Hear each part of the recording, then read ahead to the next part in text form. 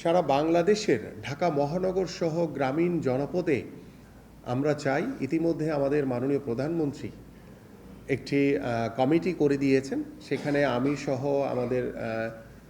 সদস্য সচিব হিসেবে, আমাদের সেক্রেটারি হিসেবে আমাদের সচিব মহোদয় রয়েছেন, এবং এখানে আমাদের গৃহায়ণ প্রতিমন্ত্রী এবং আমাদের স্থানীয় সরকার প্রতিমন্ত্রী সহ আমাদের বিভিন্ন মন্ত্রণালয়ের সচিববৃন্দরা এখানে রয়েছেন এই কমিটিতে, যে আমরা ঢাকা মহানগর সহ সারা বাংলাদেশে কিভাবে মাঠগুলোকে সংরক্ষণ করতে পারি। যেহেতু আমরা যে পরিকল্পনা নিয়েছি সেই পরিকল্পনা বাস্তবায়নের জন্য এবং আমাদের তৃণমূল পর্যায়ে খেলাধুলাকে ছড়িয়ে দেওয়ার জন্য আমাদের মাঠের কোনো বিকল্প নেই। এই জন্য মাঠ সংরক্ষণকেও আমরা সর্বোচ্চ গুরুত্ব দিয়ে আমরা এগিয়ে যাচ্ছি এবং আশা করি যে আমাদের যে প্রথম কার্যক্রম, যেটি আমি ইতিমধ্যে বলেছি, যে বেতন কাঠামোর আওতায় এনে খেলোয়াড়দেরকে, জাতীয় খেলোয়াড়দেরকে ক্রীড়া ভাতা প্রদান করা। 34, 35 সানবিট 1 চামচে 30+ বাসন পরিষ্কার। এবং আগামী এপ্রিলের শেষের দিকে আমরা আশা করছি যে নতুন করে স্পোর্টস আমাদের মাননীয় প্রধানমন্ত্রীর মাধ্যমে আমরা প্রথম পর্যায়ে 64টি জেলায় একই দিনে উদ্বোধন করতে পারবো ইনশাআল্লাহ। এবং পর্যায়ক্রমে আমরা খেলাধুলাকে বাধ্যতামূলক করার জন্য ইতিমধ্যে আমাদের শিক্ষা মন্ত্রণালয়ের শিক্ষামন্ত্রী এবং আমাদের সচিব মহোদয়েরা ইতিমধ্যে কাজ শুরু করেছেন, যে আগামী শিক্ষাবর্ষে আমরা প্রথমত 7টি ইভেন্টকে বাধ্যতামূলক করতে চাই। সেই পর্যায়ে ইতিমধ্যে আমাদের কার্যক্রম চলমান রয়েছে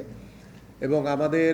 যেটি আমি বললাম যে মাঠের জন্য আমাদের ইতিমধ্যে কার্যক্রম শুরু করেছি, যে পর্যায়ক্রমের আমরা ইনশাআল্লাহ তৃণমূল পর্যায় থেকে শুরু করে আমাদের ঢাকা মহানগরীতে আসলে খেলার মাঠের অনেক অভাব, আপনারা সবাই অবগত আছেন। এবং আমাদের মাননীয় প্রধানমন্ত্রীর পরামর্শক্রমে আমরা চেষ্টা করছি 2টি কিংবা 3টি ওয়ার্ডের মাঝখানে একটু বড়, যদি বৃহৎ একটি জায়গা পাই, সেগুলো আমাদের স্থানীয় সরকারের আন্ডারে রয়েছে কিছু জায়গা রয়েছে আমাদের গৃহায়ণের আন্ডারে। সবার সাথে কথা বলে কিভাবে আমরা সেই খালি জায়গাগুলোতে স্থাপনা তৈরি না করে আমরা আমাদের এলাকার যারা সাধারণ বাচ্চারা রয়েছে, যারা এলাকাবাসী রয়েছে, আমাদের যুবক তরুণরা রয়েছে, তারা যাতে খেলার মাঠের উপযোগী তৈরি করে তাদেরকে খেলার মাঠ তৈরি করে দিতে পারি, সেইভাবে আমরা কাজ করে যাচ্ছি। এবং আপনারা জানেন যে দেশের 495টি উপজেলায় আমরা ক্রীড়া অফিসার আমরা নিয়োগ করতে চাই, যাতে একদম তৃণমূল পর্যায়ে, যেহেতু আমরা খেলাধুলাকে ছড়িয়ে দিতে চাই, সেই ক্ষেত্রে উপজেলা পর্যায়ে যদি আমাদের জেলা ক্রীড়া অফিসারের মতো যদি উপজেলা পর্যায়ে যদি আমরা ক্রীড়া অফিসার নিয়োগ দিতে পারি, তাহলে সেই খেলার জবাবদিহিতাটাও কিন্তু আমরা অনেক বেশি পাবো আশা করছি। ঠিক একইভাবে আমরা যেহেতু জানেন যে আপনারা 1,48,000 আমাদের শিক্ষা প্রতিষ্ঠান রয়েছে, আমরা চাইলেই এখন প্রত্যেকটি প্রতিষ্ঠানে বিষয়ভিত্তিক ক্রীড়া শিক্ষক নিয়োগ দিতে পারবো না, এটি অসম্ভব একটি ব্যাপার। কারণ আমাদের এত স্পোর্টসের শিক্ষকও নাই বা এত স্পোর্টস ব্যাকগ্রাউন্ডের শিক্ষকও আমরা পাবো না। সেই ক্ষেত্রে আমাদের যেটি নতুন পরিকল্পনা রয়েছে, যে আমরা 495টি উপজেলায় যে স্কুলগুলো থাকবে, সকল স্কুলের জন্য আমরা প্রত্যেকটি বিষয়ভিত্তিক 3 জন করে ক্রীড়া শিক্ষক নিয়োগ দিব। এভাবে আমরা যদি 7টি সাবজেক্টকে বাধ্যতামূলক করি, তাহলে 3 7 21 আর একজন হচ্ছে ক্রীড়া অফিসার, এই 22 জনকে নিয়ে প্রত্যেকটি উপজেলায় আমাদের যে খেলাধুলাকে বাধ্যতামূলক করার মাধ্যমে, এবং সেখানে খেলাধুলাতে উত্তীর্ণ হতে হবে, যেভাবে আমাদের বাংলা, ইংলিশ বা অন্যান্য সাবজেক্টে আমাদের বাচ্চাদেরকে পাশ করতে হয়, উত্তীর্ণ হতে হয়, ঠিক সেইভাবে থিওরিক্যালি এবং প্র্যাকটিক্যালি তাদেরকে উত্তীর্ণ হয়ে কিন্তু সেই পরীক্ষায় পাশ করতে হবে। যার কারণে হচ্ছে যে প্রত্যেকটি বাবা মা বা প্রত্যেকটি শিক্ষার্থী যাতে খেলার মাঠে থাকে, এবং খেলার মাঠে থাকার মাধ্যমে তারা কিন্তু সেই ডিভাইস থেকে দূরে থাকবে, তারা মাদকের যে করাল গ্রাসে আক্রান্ত হয়ে আমাদের যুব সমাজ ধ্বংসের পথে চলে গেছে,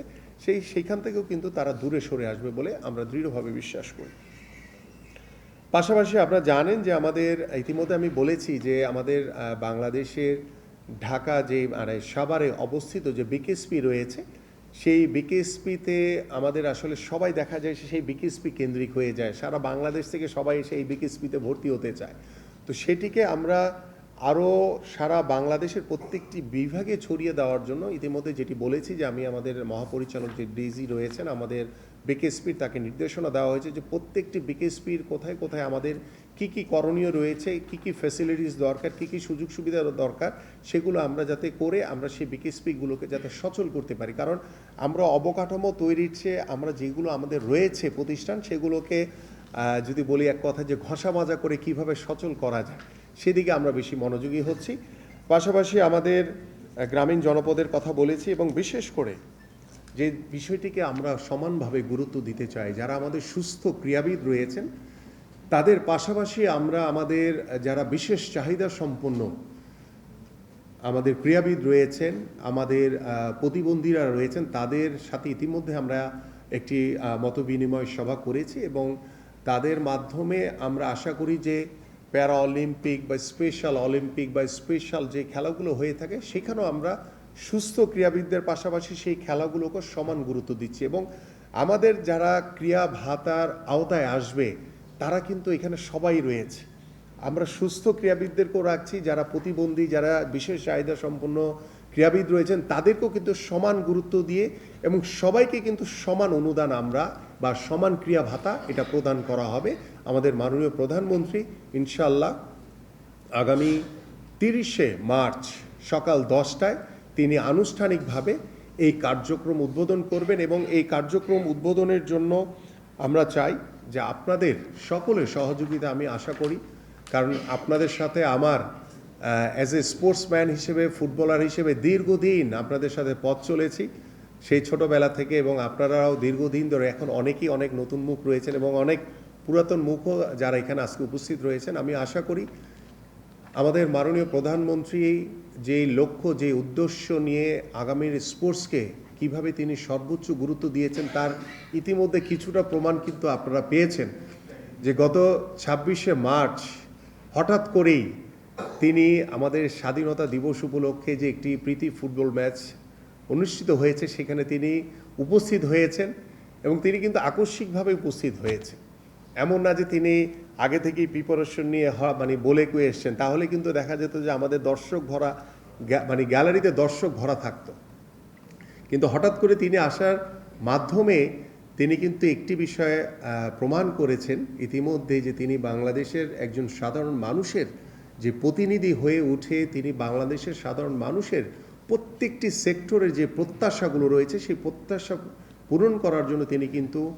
সার্বক্ষণিকভাবে কাজ করে চলেছেন এবং বাংলাদেশের স্পোর্টসকে সর্বোচ্চ গুরুত্ব দেওয়ার মাধ্যমে তিনি বিশ্বাস করেন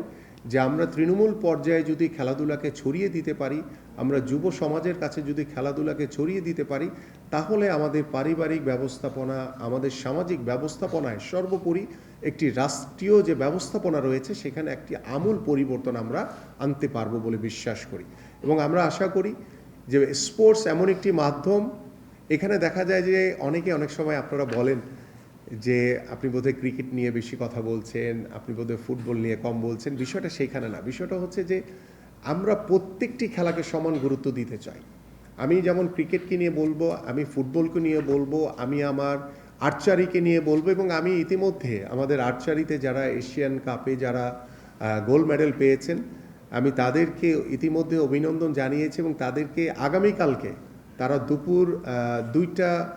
বোধহয় 30 মিনিটে এই সময় বোধহয় তারা ল্যান্ড করবেন। যদিও আমার আগামীকালকে জাতীয় সংসদে প্রশ্নোত্তর পর্ব রয়েছে, এই প্রশ্নোত্তর পর্ব যদি না থাকতো তাহলে আমি নিজেই সশরীরে তাদেরকে গিয়ে রিসিভ করতাম এবং আমি ছোট ছোট খেলাগুলো থেকে শুরু করে সকল খেলাগুলোকে সমান গুরুত্ব দিতে চাই। এই জন্য আমি আপনাদের সকলের কাছে সহযোগিতা চাই। যেমন আগামী 3 তারিখে আমি শুনেছি, আমাকে ইতিমধ্যে আমন্ত্রণ জানানো হয়েছে যে আমাদের কক্সবাজারে যে সার্ফিংয়ের একটি টুর্নামেন্ট বোধহয় উদ্বোধন হবে এবং ন্যাশনাল চ্যাম্পিয়নশিপ, এবং আমি কিন্তু সেখানে আমন্ত্রণ গ্রহণ করেছি এবং আমি নিজে উপস্থিত থেকে সেই খেলাটাকে উদ্বোধন করতে চাই, ন্যাশনাল চ্যাম্পিয়নশিপ। এই কথাটি বলার উদ্দেশ্য হচ্ছে যে সকল খেলাই কিন্তু আমাদের,